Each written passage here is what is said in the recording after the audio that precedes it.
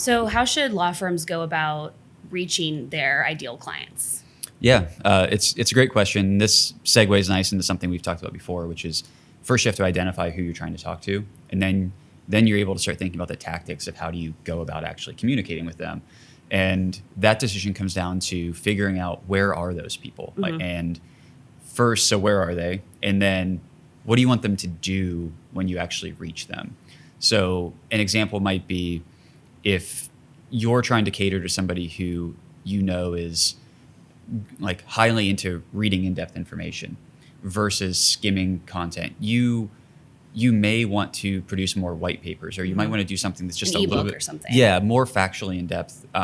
So that's like knowing about that audience, and you understand that because you've identified who you're talking to.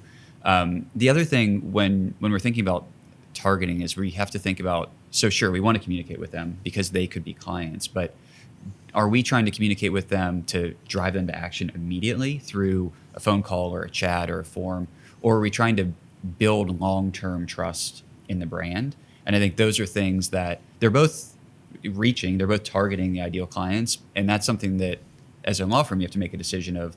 When you spend marketing dollars or spend marketing resources internally, you've identified who they are. You've identified like what types of platforms you can go to communicate with them. And then you have to think about like, how direct do we want to be? Are we just constantly there in the background saying like, hey, we've produced great information for you to read. We think it's relevant for you. Or are we saying like, we know you need us or you need someone like us.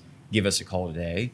And I think that establishing that, as well as like once you know where they are, then you've kind of got the perfect mix of those three things you need to really have an effective strategy. Yep. And something we talk a lot about is making sure you know the intent behind the content you're creating, which is something we write and have done other videos on. So yeah, absolutely. I mean, the intent of what we're doing or what a marketing company is doing, but also the intent of what do you think your customer needs and through their journey. And that's why when we talk about that internally, we say like most people aren't ready to just buy right away. Right. They're ready to consume information. It's the same way like you're buying an appliance. So like you just don't go to the store and be like, that one.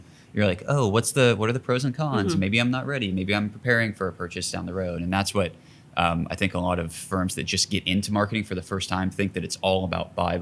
And there's no like education and curation of like an actual relationship. Yep. That process kind of, I feel like, goes a little bit counter to like a personal injury firm, for example, right? Because a personal injury firm is targeting people who something unexpected happens and they need a lawyer right now. And there is no buy and wait and check out process. Yes. You know what I mean? Yeah. Yeah. I mean, you're right. Like the purchase decision is instantaneous.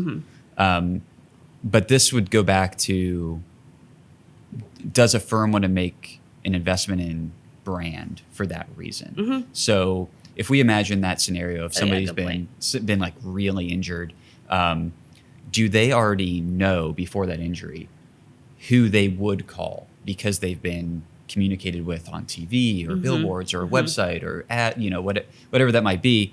And do they never get into that like bottom of the funnel? Yep. Like when we think about a funnel for that decision being like sometimes a Google search is the very last thing that people do because they've just heard, like sometimes people say noise, but they've heard the message for so long that they're like, they are still going to Google you. So they're going to Google you. Yes. Yeah. If they're convinced that they've just like seen you for a decade and they're convinced that that brand means something to them, they will still Google you and look at your website.